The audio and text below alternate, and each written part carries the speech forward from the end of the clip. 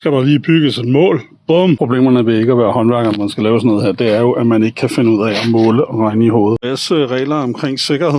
Det kunne godt være gået galt.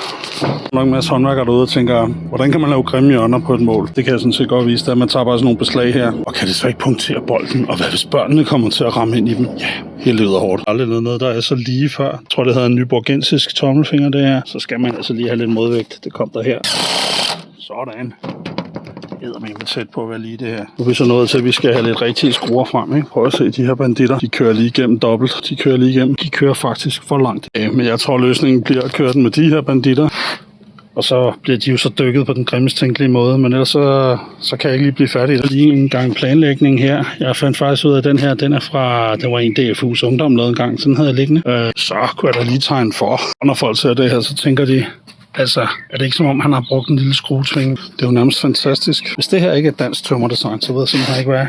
Lige hallo. Nu er der no way back. Det er jo faktisk en meget godt. Det passer også lidt, men den kan stå foran den her gigantiske busk, jeg har, som jeg ikke rigtig ved, hvad hedder. Sådan har Bankebob fået lov lige at stå lidt på mål. Bankebob, han er jo min gode gamle ven. Han kender mig jo mest fra knytnævens siden.